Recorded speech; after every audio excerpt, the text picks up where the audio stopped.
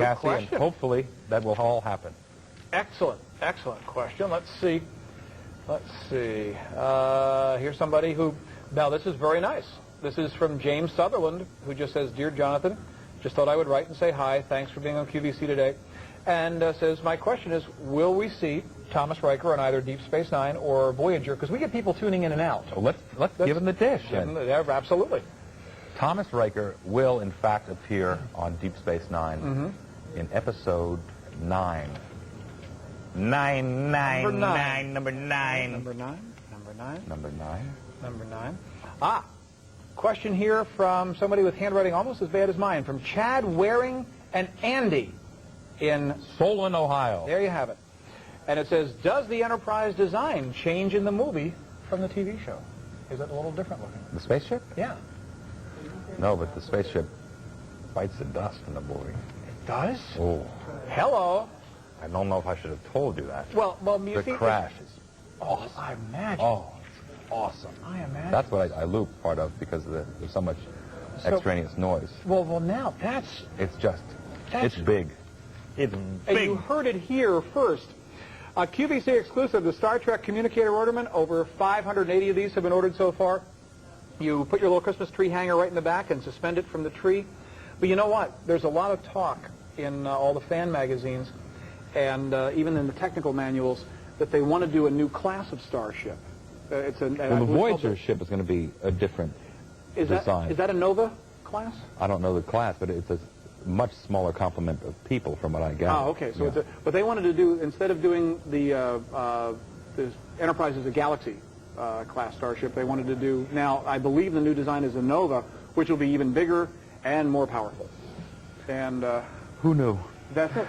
So they now they have a reason. Now there'll be a 6th Enterprise, and Shatner still hasn't paid the bill for trashing 1701A. Yeah, that's it. Or no, 1701. 1701. 1701. That's right, because they just retrofitted it with the new Jeffries tubes. You've been following very closely. It's a lonely life outside of here, John. It really is. It's me and the TV. Great question. Thomas Wisman from Pomona, New York. Jonathan, congratulations on the birth of your son. May we please know the name of your number one? Funny you should ask. Our child is yet to be named. Really? Yes. We have decided on one name, and then we kicked that around. We didn't fill out the birth certificate. Now we're deciding on another name. We call him Little Man. Little Man. Okay. What was the name that was discarded? He hasn't been discarded yet. We're on the fence. On the fence? Benjamin. Okay. I'll run it by you. Okay. Benjamin Ivor Frakes. Jeannie's father's name was Ivor. Wonderful character actor named Ivor Francis. Benjamin Ivor Frakes. Or very classy. Jameson Patrick Frakes. My father's name is James. Oh boy, they're both good. They're both good, aren't they? They're both really good. Benjamin Frakes. You know what? Jameson Frakes. You got to have another boy because they're both. That's what Jeannie said. Exactly what Jeannie said. I could go for that. Yeah, sure. Hey, those are good, huh? Those are great. That's a tough call. Those are great. One is more. One I see as being the head of like the physics department at MIT, the Benjamin Ivor, and the second Jameson Patrick, I see being more a perhaps an actor or an anchor person. Let's not let him be an actor. Please. And he gets him with a really cool Captain America put your daughter on the stage, Mrs. Worthington. Don't put your daughter on the stage. Oh, boy. Right now, over 800 of these have been ordered. C12 585.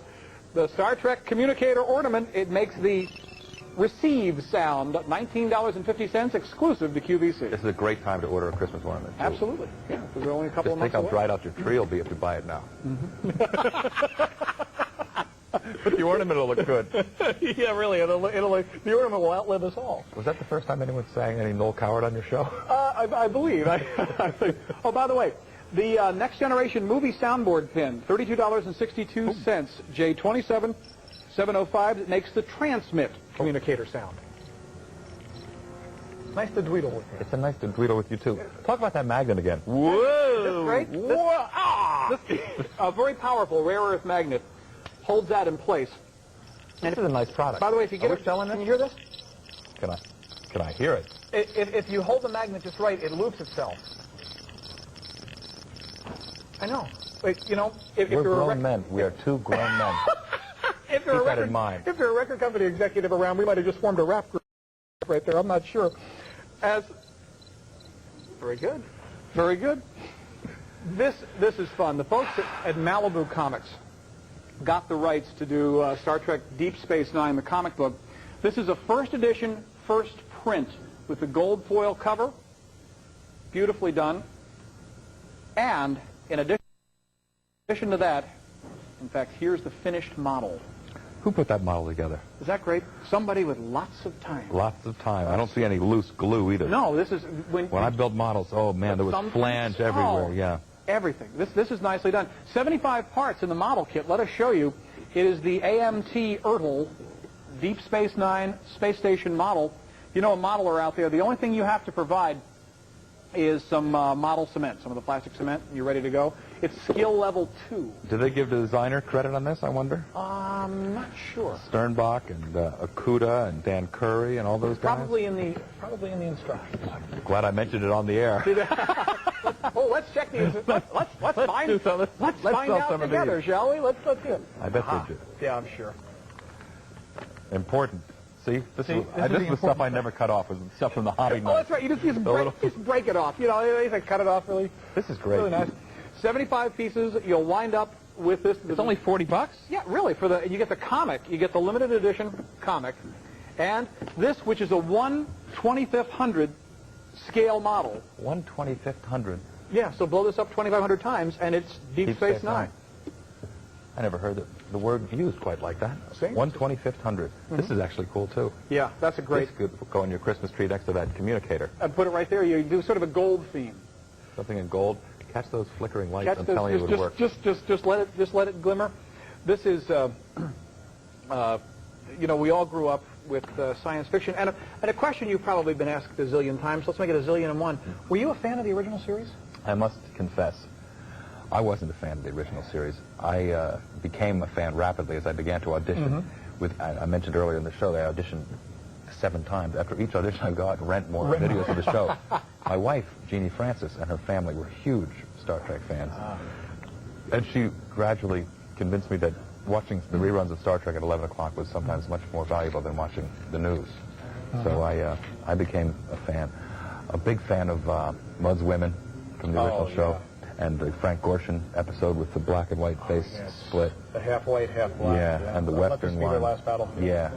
It's a magical. Oh, it is what you And thank God for the original show. Well, indeed. We would have never met. That's true. That's true. Actually, we might have. I would be playing the Incredible Hulk.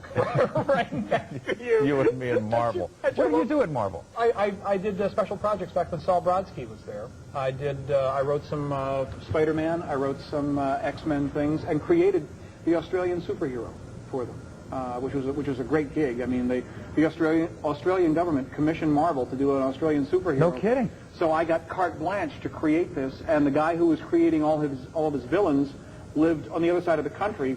So whatever money I made was gone and then some, just with long-distance phone calls. But we were these 2 comics geeks talking back and forth. They said, okay, well, I'll give him this power. Yeah. Okay, great, then I'll come up with a dingo devil. Oh, that's great. Yeah, it was fun stuff. So were you living in New York, or were you working at...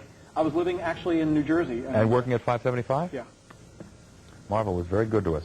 They were. It was a good outfit. Fabulous. Stan Lee. We've had Stan on the air many times. He's a wonderful man. A hoot and a half. A wonderful man. He really is. And right now, Tom, I guess we go to the phones and say hi. Welcome to QVC. You're on the air with Jonathan Frakes. Hi, my name is Tracy. I'm calling from Snohomish, Washington State. Hi, Tracy. Hi.